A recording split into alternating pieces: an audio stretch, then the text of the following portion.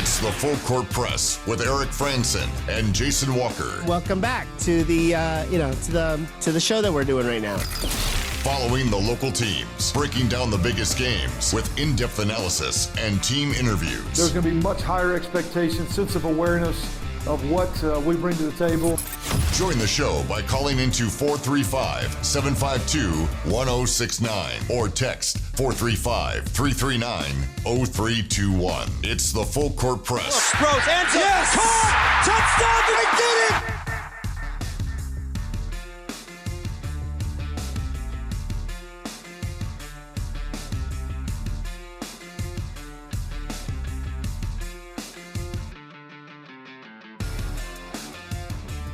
Welcome back to Full Court Press, second hour. We keep things going here, talking about sports, I guess.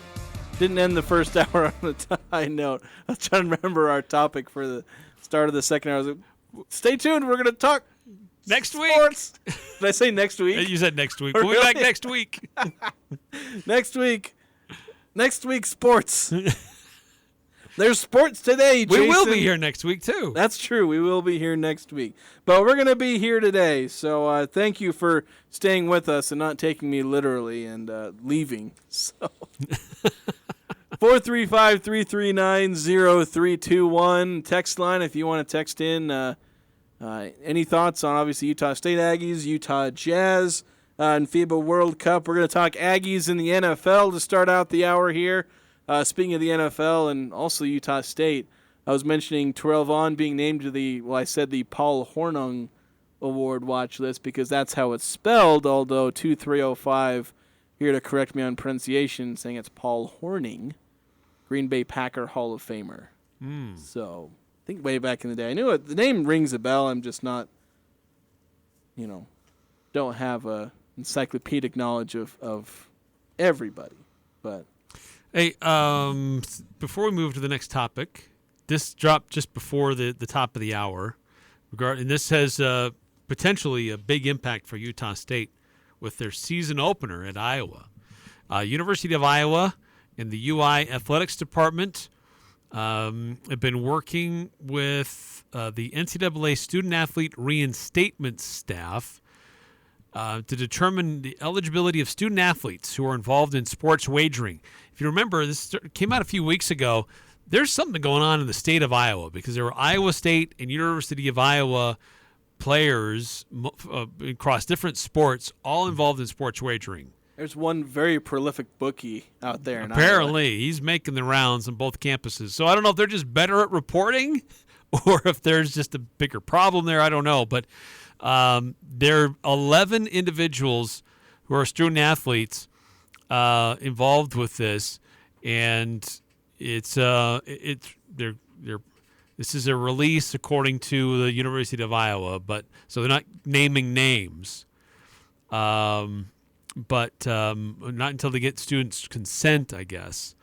But this could impact because there are reports that some members of the football team are caught up in this, and so we don't know exactly who may or may not be available for the season opener coming up on September 2nd. Some players may be suspended because of what's going on here with this sports wagering on the campus of the University of Iowa. And so if there are players who are suspiciously absent from the Iowa-Utah State game, you can imagine perhaps they were involved. Yeah, but 11 players overall who are student athletes will have their eligibility impacted.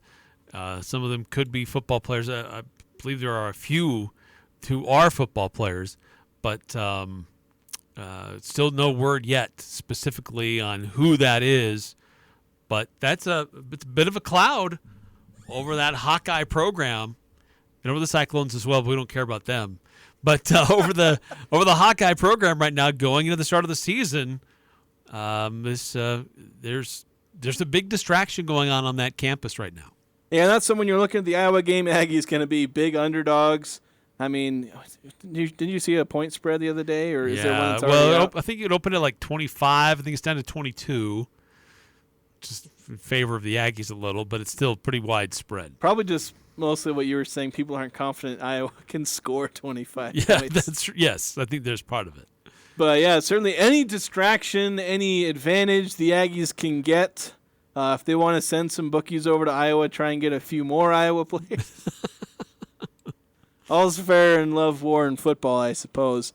But obviously on a more serious note, just any advantage you can get, I guess, is you'll try and take advantage. Because, that's a matchup where the Aggies going to be big underdogs. They're going to have to do a lot right and do very little wrong. And also hope that Iowa does wrong in their game, because those are all the ingredients for, an upset is you playing nearly perfect and the other team messing up a bunch in a lot of cases. Okay, so I just looked it up. Iowa is now currently favored by 26. So oh goodness gracious, it's gone up. Swung the other way, and the over/under on this is 43.5. I mean, that's So they're probably more points than I would have expected in that matchup. So I guess they're expecting Iowa somewhere in the 30 range and Aggies in the single digits, maybe barely double digits. Yeah, maybe they get 2 touchdowns. Yeah, something like that. Of course, against the Iowa defense, from what I'm hearing, they're expected to be pretty good, which they're usually really good, that Iowa defense. So big challenge, maybe a slight, tip of the scales toward Utah State, but obviously still very much in favor of the Hawkeyes in that one. So we'll keep an eye. I'm going to be doing my deep dive and previews and all that starting this week as we get things prepared, because next week's game week.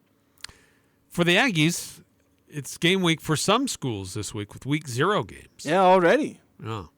There were fewer games than I thought there would be. I thought there'd be like a full slate of games for week 0. I only saw 2 games. You must be looking at specifically just matchups involving top 25. Oh, that's right. teams. Oh, yeah, that's probably where I went wrong. Because 12:30 on NBC, this is a big one. Notre Dame, number 13 in the country, taking on Navy, but the game being played in Dublin, Ireland. Yeah, that's when you keep hearing Dan Patrick. Dan Patrick talking shows about. there. You're going to hear them. They're going to be broadcasting live from Dublin tomorrow. 3:30 on CBS Sports Network. It's UTEP at Jacksonville State. 5 p.m. on ESPN, UMass at New Mexico State. Wow. Get your schedules ready for that one. There folks. you go. That's like week 0, big showdown. That's like Sickos Committee MVP type stuff. So, saw some people joking about this. 5 o'clock on ESPN, UMass at New Mexico State. San Jose State at number 6 USC is going to be on the Pac-12 network. There you go. Mountain West represent. Good luck finding that one. By the way, Hawaii, they're at Vanderbilt. That's on the SEC network at 5:30. San Diego State is hosting Ohio, 5 o'clock on FS1. And Florida International at Louisiana Tech, 7 o'clock on CBS Sports Network. So a number of Mountain West schools involved in week 0. Utah State involved in week 0 last week. Is there a point where we're just going to start calling this week 1?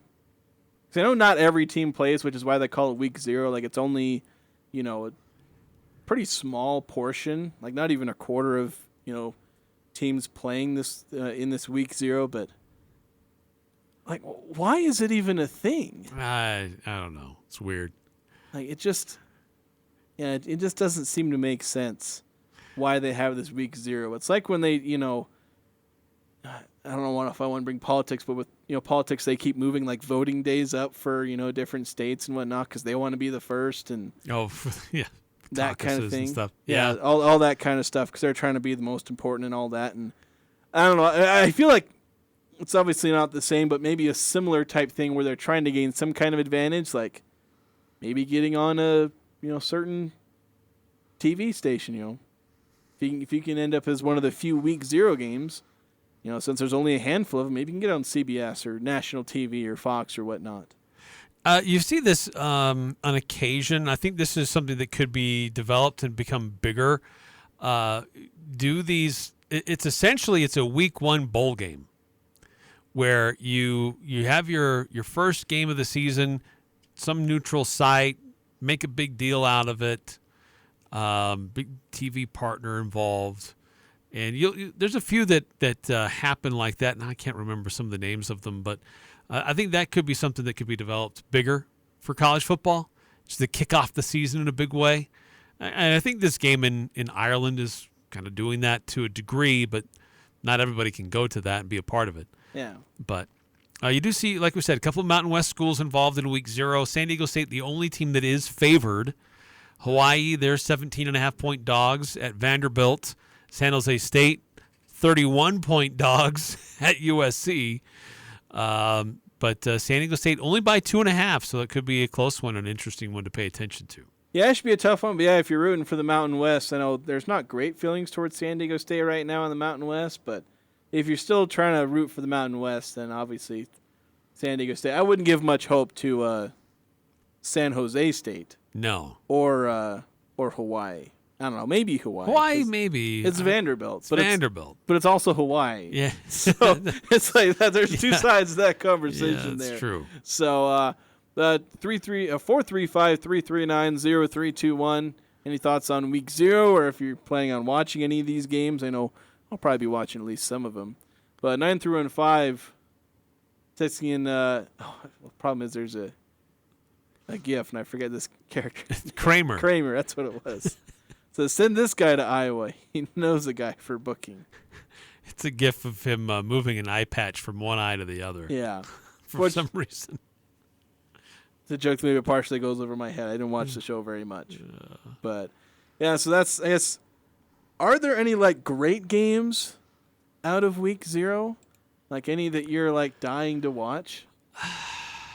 Because, like, I feel like, I know you mentioned, like, this kind of Week 1 or I guess Week 0 bowl game with Navy and Notre Dame, but I feel like it's hard for most teams to maybe be able to pull off what Navy and Notre Dame are able to do, because those are two very well-known, national brands. Navy's not like this football powerhouse, but everyone knows Navy. Everyone knows who they are, and people are willing to watch them at least one game of the year. Usually yes. Usually when they're playing Army, but them playing Notre Dame, that's something they can draw attention. Notre Dame might beat up on them because they're Notre Dame, but Notre Dame's favored by 20.5 points. Yeah. But of all the Week 0 games, that's probably the one most intriguing to me, just because it is in a unique location.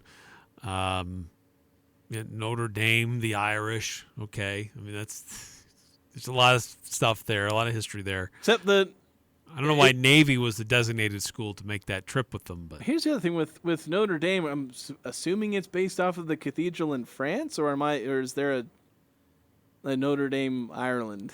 Why they're maybe I shouldn't make an assumption they're named after the cathedral in France. Yeah, I don't think the university is named after the cathedral in France. But I don't know. Maybe I should look at my history before making blanket statements and making fun of people. But Catholic religious connotations. So. Yeah. But yeah, of all the other games, I mean, certainly I'll be paying attention to what's going on with Mountain West schools, hoping for maybe Hawaii to surprise us with the upset at Vanderbilt. Yeah. Get a win over an SEC opponent on the road, but it's not going to hold my breath for that. They're basically, San Jose State and Hawaii, they're both first quarter games as far as how you pay attention to them. You look in the first quarter, maybe they score a touchdown on their first drive or a field goal and they go up 7-0, 3-0. But then you keep an eye on, you see where the score is at the end of the first quarter, maybe halfway through the second. And that's when you figure out whether or not you're going to pay attention to that game. Unless, obviously, you're a San Jose State Hawaii fan. Because if they're still in the game in the second quarter, like midway in the second quarter, it's like, oh, hey, this might be interesting. And how's the first half going to end? Are they going to end with some momentum? That's when you turn the game on and start figuring things out. If they're down 28-0 in the middle of the second quarter, it's like, yeah, sorry, bud. Good luck next week, man. That's the kind. It's the first quarter game where you're looking on your phone and seeing what the score is and figure out if you want to watch that game or not. Yeah. No, yeah, I agree. So, yeah, it'll be fun just to see college football going again. By the way, they're just looking ahead in true Week 1 for the college football schedule on Saturday. This will be September 2nd. Tennessee will take on Virginia, but that'll be at Nissan Stadium in Nashville. So that's just one of those that's It's kind of like a preseason bowl game.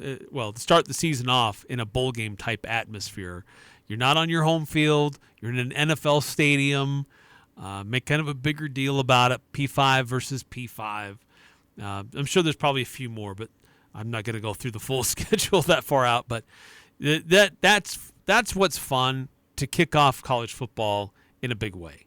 Do you think Utah State should try and get in on, playing one of these neutral site games? Like take another team and say, hey, we don't want to give up one of our, road games or home games, excuse me, because obviously you might, lose some money there, but say, each team, normally where they have maybe a road game slot and say, let's play a neutral site game. Utah State against, I don't know, someone from the Sun Belt or something.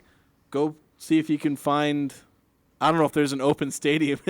Somewhere like Frisco, Texas or something like that. Just somewhere where you can find a stadium where you can have a neutral site game, try not to lose revenue by giving up a home game. But is that something that you'd be interested in? I mean, some people could travel to it. Maybe it's somewhere closer, like, say, if you find somebody in the Sun Belt and you split the difference, somewhere in Texas or New Mexico, Arizona or something like that, just somewhere where there's a stadium close by.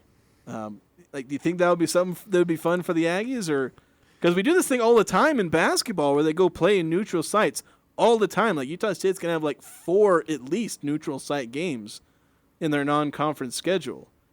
For the football team, the only neutral site they ever play is a bowl game at the end of the year.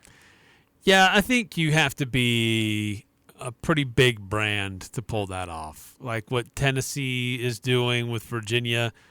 Knoxville is not that far away from Nashville. At least you're in the same state. You still probably call it a home game, but you're not in your home arena. And there's a lot of sponsorship and money involved to make that happen. I just don't see Utah State is in a position to really pull something like that off. But, it's a fun idea. Maybe one day, but I think the best opportunity for USU is at the end of the season for something like that. 9758 texting said, nobody is willing to give up the home game for a neutral site game. Last thing, what if both teams, they look at one of their road spots? Like if you're, maybe I don't know if that works logistically, where if one team has to give up a home spot, one team has to give up, an away spot, or if there's a way that both teams, manage to slot it in where they would normally play a road game, and that's where they do the neutral site. I don't know if that works logistically. I've never worked in athletic departments. So. Yeah, no, you're right. You'd have to have a significant financial incentive. Yeah, because if give up your home game. Because if somebody has to give up a home game, you don't do it, and you're just not going to do that because it makes no sense whatsoever. With such a limited number of games in the college season, you cannot give up an entire game's worth of ticket sales. Yeah, especially mid-major or G5 programs. So, and maybe it's just this time of year there's just no stadiums open to play in that make it worth it. Or I don't know. I guess they manage it in bowl season. Well, yeah. Which is like mid-NFL. Find an NFL stadium to do that in. Sometimes a large or decent-sized Major League Soccer stadium. I guess it's just maybe they just don't have the sponsorship because that's the only thing that keeps bowl games afloat is they're loaded with sponsorships and owned by ESPN. Right. It's not because of ticket sales. Yeah. So I guess maybe that's just the number one reason why neutral site things. Of course, in basketball, they aren't exactly swimming in ticket sales either. Heck, even the Beehive Classic wasn't even selling a ton of tickets. But they still do those all the time. Let's go play in the Cayman Islands. Yeah. Where 38 people will show up and watch the game. Because the TV value is I guess, higher. But TV value for these neutral site games. I don't know. I feel like I must be missing something with the potential for preseason neutral or early season neutral site NCAA football games. There must be something I'm missing because otherwise they probably would have already done it a lot more by now. So yeah, I agree. But maybe it's just because there's such a limited number of games that you have for football. It's easier to pull off in basketball just because you have volume and you can pull that off a little bit more. But logistically, the expense, you only have so many games available to you. But I mean, where would Utah State even go to pull one of these off? Utah? Down to the BYU stadium? That would be weird. So you'd have to go a lot further afield to make it happen. And then how many fans will really travel to make it worth their while to make that truly an event? Yeah, it'd be interesting to look into, but maybe the money just isn't there. 975, I noted that ESPN owns most of the bowl games. He's pointing out basketball multi-team events are also owned by ESPN, which, yeah, sure they own most of those too. Yeah. And that's I guess how a lot of these basketball events thrive is just TV stuff. So they can afford if people don't always go to the events. And I guess one thing with basketball is basketball teams just need to load up on non-conference games. You got to play like 10 to 15 of them, somewhere in that range. Yeah. Football, you need 4, sometimes only 3 to fill your non-conference schedule. So you're not desperate for trying to match make with all these different teams. Whereas basketball, you're trying to match with anybody you possibly can. So just as we've been talking, I did continue to scroll through the schedule for week 1, and on Sunday, September 3rd, granted that's Labor Day weekend, but you have number 5 LSU taking on number 8 Florida State, but that game's not going to be in Tallahassee. It's going to be at Camping World Stadium in Orlando. So I guess they're starting to become more common. And it'll be on ABC, so a big nationally televised event. I wonder if Power 5 teams, because Power 5 have been kind of notorious for not playing each other, cross-conference in preseason or in non-conference, but I feel like it's been getting better the last few years, where you're getting more and more of these top 10 matchups cross-conference in non-conference play. And maybe the key is neutral site, because they don't want to go on the road and potentially lose to the number 5, number 8 team. Maybe a little bit more palatable. Yeah. That's the whole thing, is because there's these, with the fewer games, there's more to microanalyze for everyone. Yeah, that's true. Talking about, neutral site fields 1570. How about the Raiders Stadium in Vegas? Okay. So I know that's UNLV, but it's a good neutral site. Yeah, it's not necessarily UNLV's. It feels more Raiders than Rebels. So maybe you could go there. That's not a bad choice. Play somebody from, I don't know, somebody from the West Coast instead of looking east. I was going to say Pac-12 Mountain West Showdown, but yeah, it's not going to be a Pac-12. There's no Pac-12 anymore. But those former institutions who used to identify as Pac-12. The institution formerly known as Pac-12. Yeah, that's right. Yeah, you know what? Wouldn't that be fun? Utah State versus Arizona. Yeah. At a venue like that. Or play at, Cardinal Stadium. I know that's more Arizona still, but, something like that. Yeah. That would be awesome. Maybe that's something down the line, but I think for now, I think they're reserving these neutral site games for the really big draws. But maybe that's one way that scheduling is evolving, is maybe they're going to consider more neutral site stuff. Right. LSU, Tennessee, Florida State, they can go to an NFL stadium that's a couple hours away, and they can still have the fans that'll fill it. That's just the nature of those programs. And great for viewers and casual observers of college football. Utah State can't do that. Yeah. You can't fill up your own stadium every week. Yeah. So which would be great if we could. Yeah, it'd be nice. Fill up the 25,000 or something like that. Yeah. 25,000. You might get a sellout once a year. It'd be great if we had it every week. It's when Boise State and BYU come to town, which BYU doesn't come to town anymore. So. Right. Well, you don't have to rely on the visiting team to get you over the top. Well, we'll see how that happens. But anyway, we need to take a break. We're quite overdue for a break. On the other side, we're going to have the reveal of our Cache Valley Media Group Prep Players of the Week. The girls and boys Prep Players of the Week as selected by our high school broadcasters. We'll announce that next here on the Full Court Press, 106.9 FM, 1390 AM, The Fan.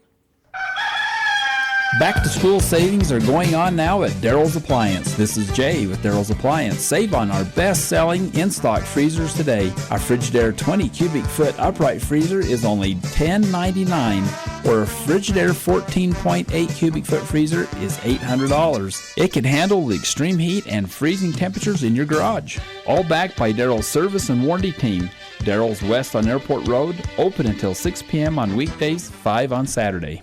A rule of thumb is if your air ducts look dirty, they probably are. Dirty ducts should be cleaned by a certified professional like John Hansen of the Duct Hunter. In a typical 6-room home, up to 40 pounds of dust, contaminants, and air pollutants are created annually, and this builds up in the ductwork. Dirty ducts may be contributing to large health issues that can cause serious problems with people with respiratory health conditions, autoimmune disorders, or allergies. Don't risk it. Give the Duct Hunter a call, 770-4813, to clean out the dirty ducts in your home.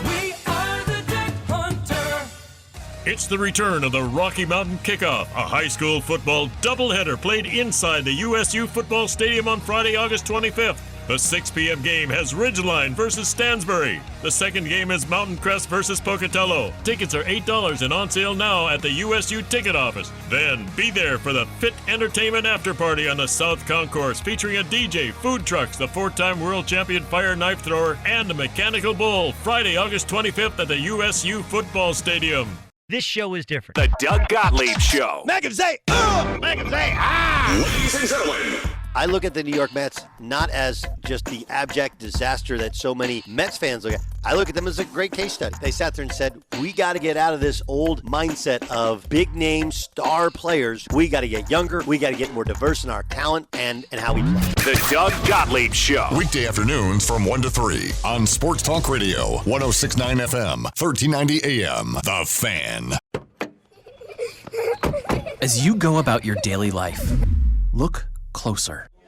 As you gather with family and friends, look closer. Right in your community, there are youth who don't have the home, warmth, and healing you have. So, look closer. Every year across America, a staggering 4.2 million youth are homeless or trafficked. Covenant House is the national leader providing safe housing for youth, 50 years strong. Tonight, 2,000 young people will sleep safely in a Covenant House bed. And tomorrow, they will wake up surrounded by love. Every youth who walks into Covenant House gets clean clothes, hot meals, medical care, and a safe place to sleep 24 hours a day, 7 days a week in sites across America to help them fulfill the great promise of their lives. So, look closer at Covenant House and help us fight youth homelessness. To help or get help, go to covenanthouse.org. The Full Court Press on Sports Talk Radio, 106.9 FM, 1390 AM. The Fan.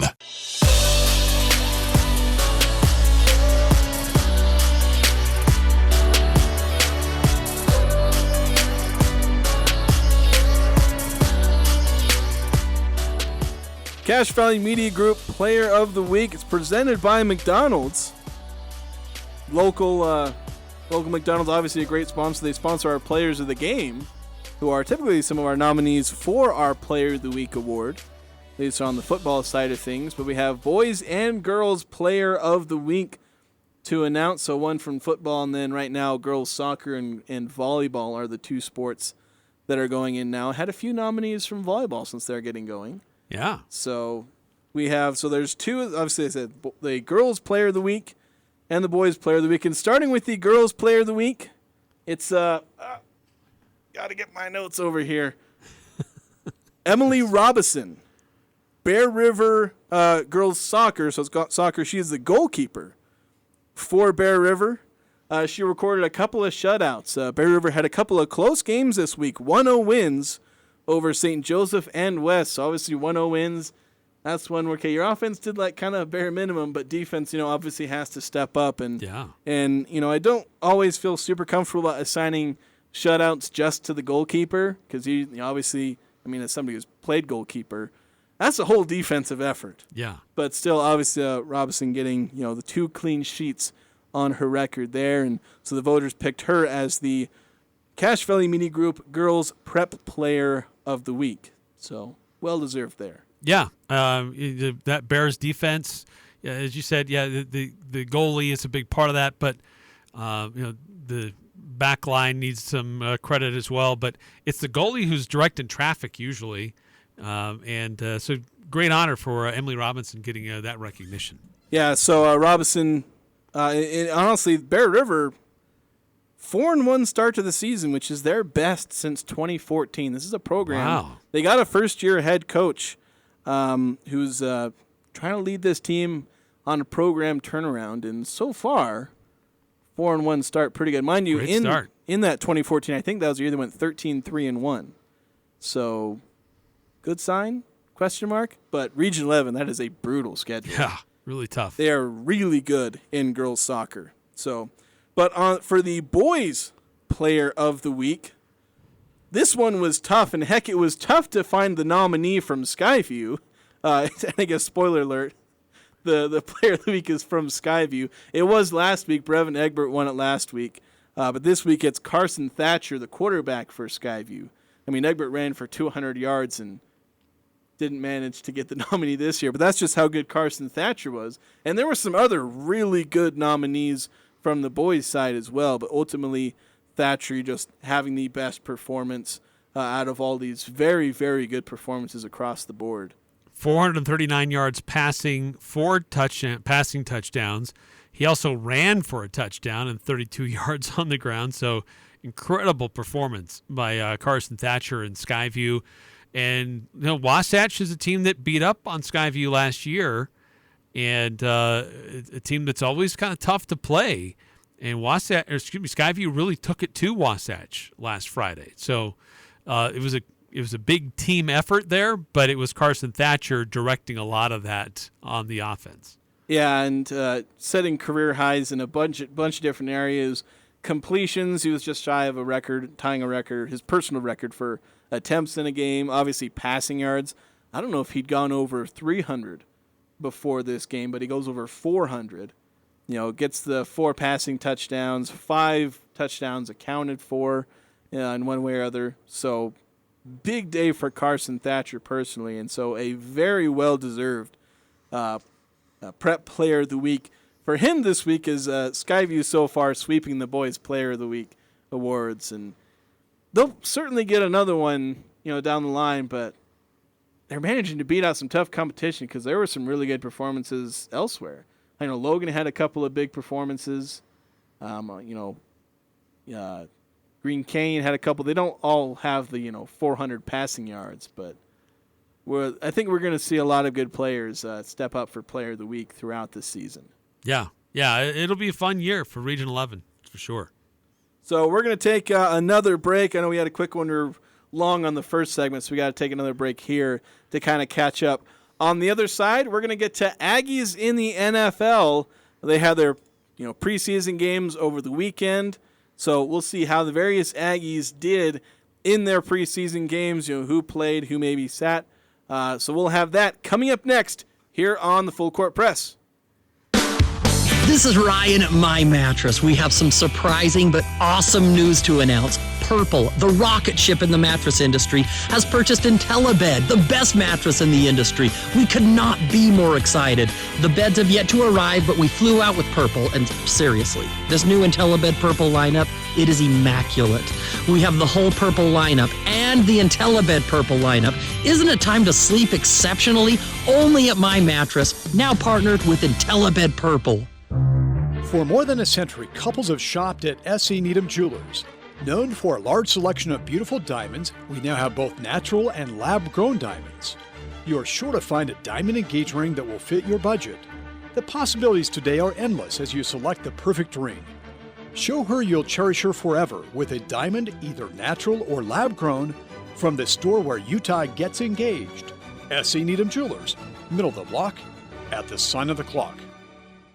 Saturday on Compass Media Network's coverage of the NFL. The regular season is in sight. The Dallas Cowboys host the Las Vegas Raiders in the preseason finale. Hi, this is Jerry Recco. Join Kevin Ray, Danny White, myself for all the action as Mike McCarthy and the Cowboys get one final tune-up against Josh McDaniels and the undefeated Raiders. It's the Dallas Cowboys and the Las Vegas Raiders. If it's the NFL, it's right here. Pregame begins Saturday at 5:30 on Sports Talk Radio, 106.9 FM, 1390 AM, The Fan. We've reached the Sheriff's Department Civil Processing Division. Please hold where call is transferred to Sergeant David Chapman. Deputy McCoy. This is Sheriff Chad Jensen. Fraudulent phone calls similar to this one have been received by many citizens in Cache County.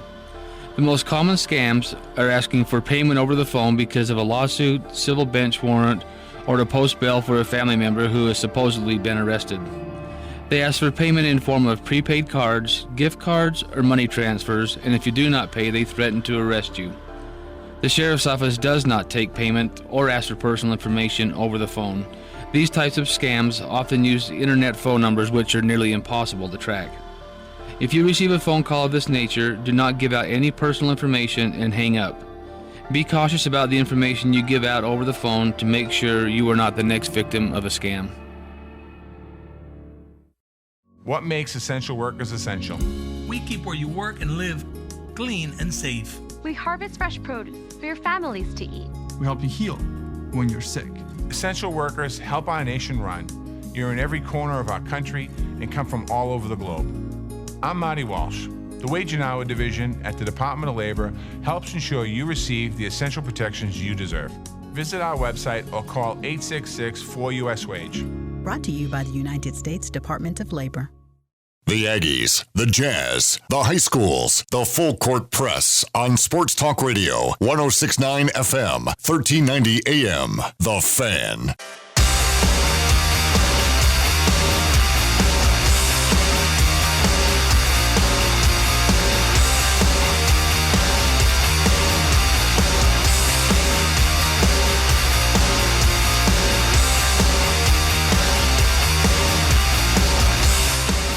Four 339-321. That's the number you can text if you want to join the show, the Full Court Press text line.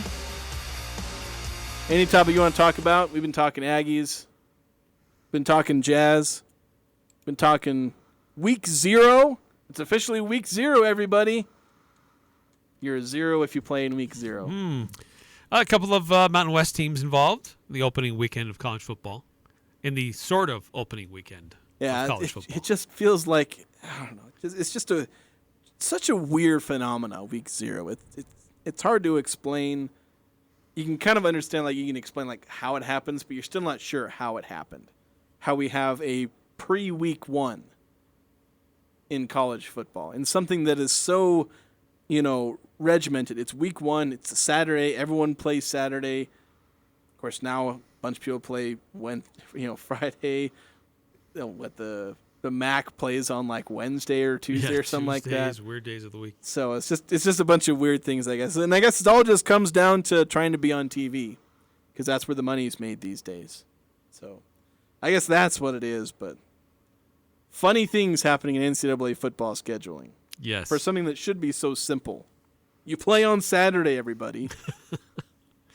Saturday is for college football. But what if I really love football and I want to watch it all the time? I don't. Sports is my job, and I don't even want to watch. Like, I like sports so much, I made it my job, and even I don't want to watch football on Tuesday, okay? Like, you get it Friday through Monday. You're a hater, Jason Walker. You get it Thursday through Monday. You don't need it on Tuesday and Wednesday. Just let it go. Goodness gracious. But anyway, speaking of football, and I guess merging college and NFL, talking Aggies in the NFL, former Aggies playing in the NFL. It's obviously preseason game. We've gone through week 2 of preseason. So there are, I didn't count exactly how many Aggies in the NFL. I just have this list in front of me. It's not numbered. Yeah, there's a good number. Dozen? 13. Baker's dozen. Okay. We went over a dozen last week, and I missed one. I had my list printed out, and I thought, okay, they might have missed somebody. Turns out they did. But it's because that was an Aggie who transferred to a different school and then graduated from there, went into the draft. Or I think he went on draft. It was Jalen Warren. Yeah, we're still going to claim him, though. Yeah, still going to claim him. I have him on my list. He wore an Aggie jersey for a while. So we'll start with him since we brought him up. I put him on the bottom of my list. Well, I added him to the end of my sheet that I had printed out. So that's why he's at the bottom of my list. But we'll start with him because he had kind of the most interesting week, I guess. Certainly went viral a little bit. He played 2 snaps, from what I was able to tell from I was looking up snap counts. For Pittsburgh? And apparently he only played 2 snaps. One of those snaps was a 62-yard touchdown run. So not bad. Not bad at all. Yes, very good. So that pretty much made up his day statistically. 1 rush, 62 yards, and a touchdown. So not bad at all for Jaylen Warren, the former Aggie and Oklahoma State Cowboy, technically. Let's talk about the Aggies. Yes. He actually had a much better year with the Cowboys than he did with the Aggies. He went over 1,000 yards. Yeah, for the he did. Cowboys. It was great. I did not see that coming at all. No. I was surprised when he announced he was transferring. Then he went to Oklahoma State. I thought, he'll be a backup scrub. And then, no, he's a star. Yeah, he's absolutely tearing it up. Okay. In the Big 12. Where was that? Yeah, I think he played I guess he was with the 2020 Aggies, so that was just cursed. Yeah. Even Devin Tompkins didn't play that well that year. Yeah. Then I guess both of them went off. Just need to find former skill players from the 2020 team. Apparently they're full of talent. So that's Jaylen Warren. A couple of guys a few players that didn't play or played very little. Brian Cobbs, from what I found, I was trying to find snap counts. Apparently he played 0 snaps for the Arizona Cardinals. Derek Wright didn't play, although he was injured. He was out for the game with an injury. From what I could tell, Calvin Tyler Jr. and Dallin Levitt didn't play any snaps. Calvin Tyler for the Cincinnati Bengals and Dallin Levitt for the Green Bay Packers. Levitt, I think, still has a role with the Packers. I think mostly he's a special teams guy, and I don't know how they typically handle special teams players and how much they play in preseason, because you don't want to be playing them too many extra special team snaps because those are kind of dangerous snaps. Yeah, that's kind of where they park some of the guys that are in waiting for other positions. And then the first preseason game, Levitt was in the secondary. He picked off a pass. Yeah. And so that's a little bit more his position and his style. But until he gets healthier or the other guys ahead of him get hurt, that's usually where you're going to find him as in special teams. Yeah, typically he's that mostly exclusively special teams, kind of on a roster because of special teams. Which isn't always bad, but didn't play any snaps in the last preseason game against the Patriots. Maybe a part of that was because they didn't play most of the fourth quarter in that game. Obviously, the scary injury to the Patriots wide receiver, and they suspended play in that game about 10 minutes which was to go. The right thing to do. Yeah. No sense in continuing on. Yeah. Speaking of that Packers-Patriots game, Jordan Love played in that one. We briefly mentioned him because he was involved in our Pick 6, which we revealed yesterday. He went 5 of 8 for 84 yards, 1 touchdown, 1 passing touchdown. Had a 137.5 passer rating. Also had 2 rushes for 11 yards. One of those rushes was for 11 yards, and I guess he had another rush somewhere along the line. But he ran for a first down on his final drive, and then later hooked up for a 19-yard passing touchdown. So overall, not a bad day for Jordan Love, although there was an errant snap that kind of went by him and that ended up being a fumble on the very first possession, I think. So kind of cut off. I was watching the game with my brother. He's a Packers fan. I'm a Patriots fan, so decided to watch that game. And Jordan Love's there, so it's we're killing 3 birds with one stone. We both watch our team, and I get to report on Jordan Love. So it was a fun game to watch there, except until the end. Yes. Which wasn't as fun. So a few other players, Patrick Scales, he played 9 snaps. He's a long snapper. That's about what he plays in the regular season. He gets out there. He's going to get an NFL pension. Yeah, so that's Very Patrick steady. Scales for you. Dream job there. Jalen Davis for the Cincinnati Bengals. 5 tackles, 3 solo. Got a sack, tackle for loss, QB hit. I don't know if those were all rolled into the same play because a lot of times sacks and tackles for loss can overlap. Yeah, sometimes they'll get credited in multiple. So those all could just be the same play. Yeah, but still, it's a great stat line for Jalen. Yeah, certainly nice for him. Darwin Thompson getting, I think, his first action this preseason with the Raiders. 2 rushes, 15 yards, so nothing spectacular, but he didn't play in the Raiders' first preseason game, but I think he had just signed. So just signed with the Raiders. So getting some action in this one, getting a few carries, a few snaps. Hopefully he can reestablish himself with the team. He's been bouncing around a little bit. Yeah. Sticking on a couple of teams. A few more Aggies. Nick Vigil, he also had 5 tackles, just like Jalen Davis, playing for the New York Jets. Devin Tompkins for the Tampa Bay Buccaneers, the all-around man. 2 receptions for 13 yards, a kick return for 16 yards, and a couple of punt returns. Gets 4 total yards. So a lot of different ways Devin Tompkins being used right now. Good, I love that. Showcasing his versatility, can work his way into a permanent roster spot. Yeah, and in the previous game, he also had a rush attempt. So he is definitely a guy who's getting some all-around stuff. Bobby Wagner for the Seattle Seahawks. As far as I know, he didn't play, which he's a veteran. Sometimes these older veterans just don't play. Yeah. It's like, we know who you are. Yes. Just sit down, practice and whatnot, but there's no reason for Bobby Wagner to be playing in preseason. And as far as I'm aware, he hasn't really, or hasn't played very much. So Tyler Larson, for Washington Commanders, I would presume he would play, but I couldn't find any snap counts or anything like that, so I don't know. And obviously, offensive lineman, he's not putting up stats. If he does, it means something bad happened because it means he tackled, somebody who recovered a fumble or picked off a pass. Right. That's about the only stats he'll ever record, or maybe a fumble recovery.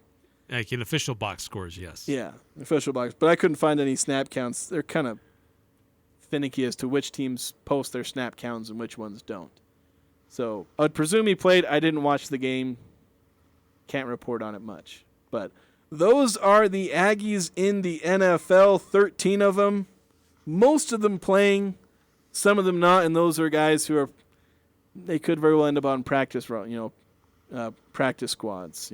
Brian Cobbs, Derek Wright, Darwin Thompson. There's a few guys that are just on the edge that may not make it, but certainly plenty of Aggies making the impact in preseason. A lot of them have roster spots, so we'll see how this goes when the actual season starts. We'll maybe have something more exciting to report. Yeah, it's not that far away.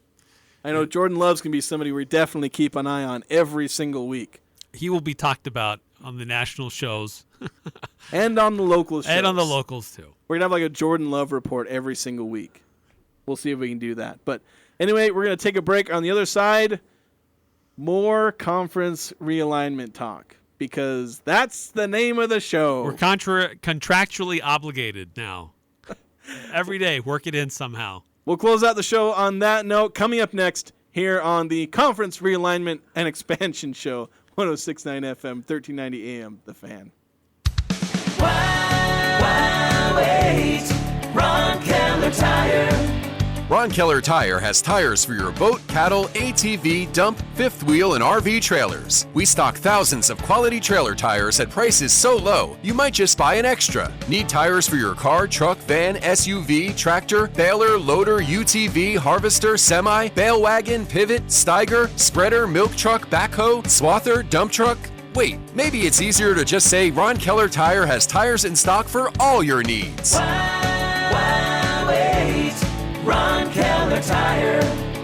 Why wait? In Logan, Preston, Malad, and Tremonton. Make it 3 years in a row. Advanced Heating and AC is honored to be named gold medalist for the best of Northern Utah in the AC HVAC category. They thank you for your support and vote of confidence in their company. You have many choices when it comes to your home's heating and air conditioning system. Make sure you choose the gold medal winning company, Advanced Heating and AC. Call 752-7272 or stop by their showroom west of DI. Online at advancedheating-ac.com.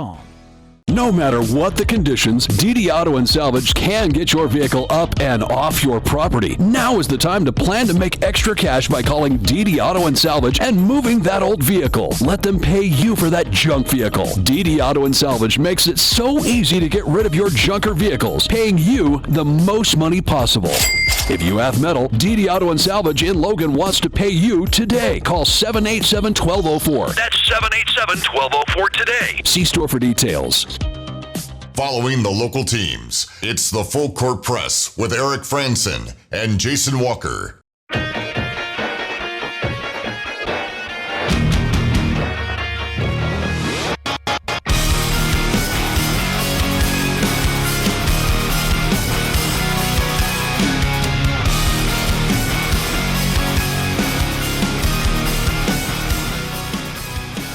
435-339-0321. If you want to text as we get closer to closing out the show. And 09315 added another text says, didn't Hawaii start the week 0 thing? Is that because a team that play them get one extra game? Well, that's possible. And I think maybe teams that play Hawaii kind of have to play week 0 game. Because obviously the Aggies, they did that last year. They played Hawaii. They took an extra bye week. Right, you have an opportunity for a 13th game if you have to travel to Hawaii. So I guess just making up for travel expenses or whatever. Yeah. Imagine there's a number of reasons. So maybe that's why there's a bunch of Mountain West teams that are always involved in. And it's always if you travel to Hawaii. If you host them, you don't get the 13th game. It's if you go to Hawaii. So are San Jose State and San Diego State both going to Hawaii this year? Good question. Yeah, there's a correlation there. Maybe. All these week 0 teams are Hawaii's opponents. Which, you know what? If you're like Rutgers and you travel to USC, isn't that a longer flight than if you were flying from... Is it? Hawaii is a long ways away. USC at Hawaii? I don't know.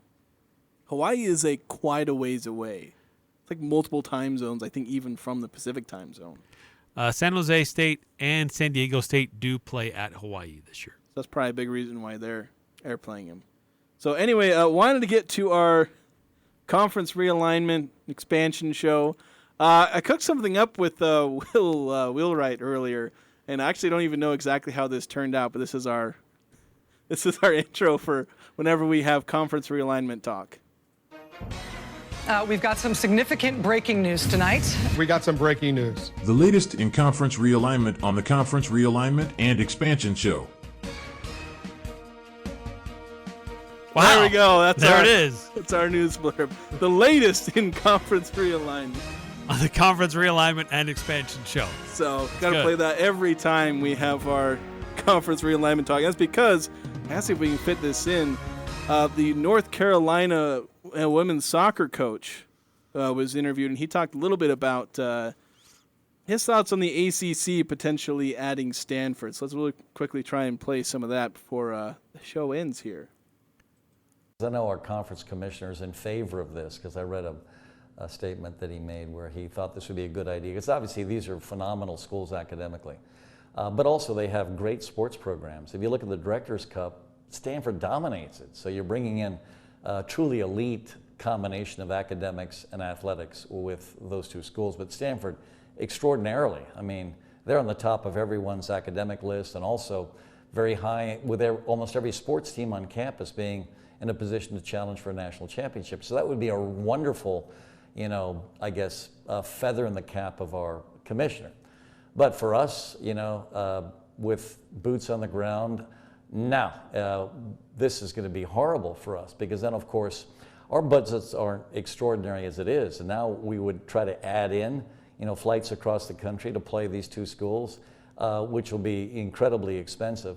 And then the fact that now we're exposing the whole country, not that Stanford and Cal don't have a national recruiting platform, of course they do. But if you put those two schools in the ACC, it's going to be so easy for them to recruit nationally. So it'll just benefit them, in my opinion, not us. We've built the best women's soccer conference in the country, and there's no way I want to share the glory of our conference with two schools that could do a very good job recruiting against us. And so basically, I want Cal and Stanford to die on the vine. I look forward to seeing Stanford, which is a very difficult school to recruit against. I would look forward to them basically having it be so difficult for them to recruit the elite soccer player. And then we would be in a position to obviously gain those kids and put the ACC in an even stronger position. So I think in some respects I can see why Jim is interested in this, as our commissioner of the ACC. But for us that have to basically do the work and have to pay for it, no. And these are schools that they're in trouble. They're in trouble. It's going to be harder and harder and harder for them to recruit. And that means that benefits the rest of us in the ACC. He wants to play a zero-sum game. Their loss is our gain. We don't want to help them gain anything because it'll be our loss. So there are 4 schools in the ACC that are very much against Stanford and Cal coming. North Carolina is one of those. There is a big push to flip at least one of those 4 schools, and then the ACC would have enough voting behind them to add Stanford and Cal to their list. But some folks there at North Carolina pretty strongly against it. Yeah, and it's just in reference to this North Carolina women's soccer coach, Anson Dorrance, I don't know how to say his name. Basically a legend in his own field. But yeah, even aside from guys who are coaching legends, it's more example of, as you said, boots on the ground people, non-football, that have to deal with the consequences of a bunch of people getting greedy over TV deals. Yeah. These are the people that pay the price. And other people. It's great to hear that. Very frank, very honest, very open. Yeah, I love the honesty. That's what was really fun about that quote. It's just his blanket honesty. I don't want them here because I want them to die on the vine. Anyway, thanks so much for listening. We'll be here tomorrow, not next week. We will be here next week, but